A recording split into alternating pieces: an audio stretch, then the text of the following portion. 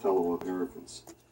And the removal policy developed by Jackson was based in part on a theory that this was a way to save American Indian culture and American Indians as nations by removing them beyond the reach of the whites. Jackson's justification for removal was pretty clear.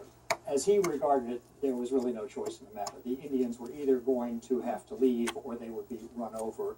And as a tribe, perhaps all of them as individuals ceased to exist. Rightly considered, the policy of the general government toward the red man is not only liberal, but generous. He is unwilling to submit to the laws of the states and mingle with their population.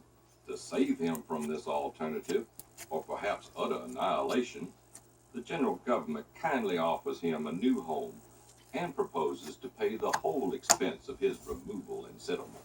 The argument, of course, on the part of Jackson and his supporters was that that removal would be the way to save the Cherokee Nation and the Cherokee people. You know, it wasn't the only way to do that. Of course, Indian sovereignty could have been respected. That too would have saved the Cherokee Nation and the Cherokee people in the Southeast. You know, so I don't buy the argument that this was the way to save the Cherokee people. Remove Indians. Many white Indian officials, who had at one point believed in the civilization program, by 1830 had given up on it, including Secretary of State Lewis Cass. A barbarous people, depending for substance upon the scanty and precarious supplies furnished by the chase, cannot live in contact with a civilized community. Many of them were taught at our seminaries of education in the hope that principles of morality and habits of industry would be acquired. Unfortunately, they are monuments also of unsuccessful and unproductive efforts. What tribe has been civilized by all this expenditure of treasure and labor and care? Jackson's removal plan sparked anger and fear in Cherokee country, but it prompted cheers of approval in Georgia. The state immediately began allotting Cherokee land to its citizens as a way to force Cherokees out. Georgia passed laws denying Indians certain legal rights, prohibiting Indians from testifying in the Georgia penitentiary. Finally, and perhaps most controversially, Georgia passed a law stopping all public dissent. All white men who wanted to live among the Cherokees in North Georgia had to be licensed by the state or suffer a penalty of 4 years in prison.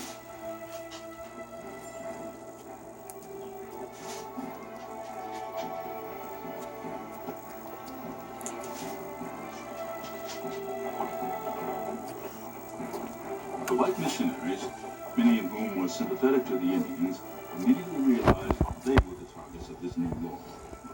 Still, most of them remained and continued their work. And then the arrests began.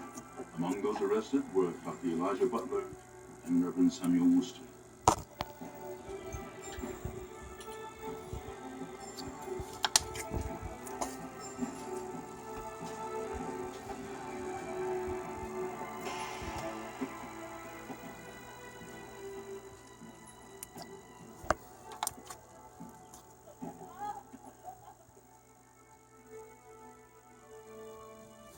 Newspapers throughout the country expressed out where events were heading, and some began to remove west.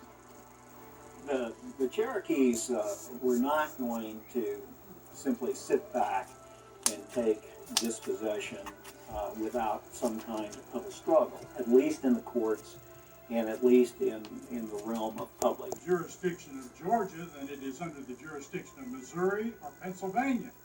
Nor can it be under the jurisdiction of any state or of the United States till it shall have been surrendered to the United States by treaty. And where can be the harm of letting a few of our red neighbors on a small remnant of their own territory exercise the rights which God has given them? They have not the power to end nor encroach upon our rights.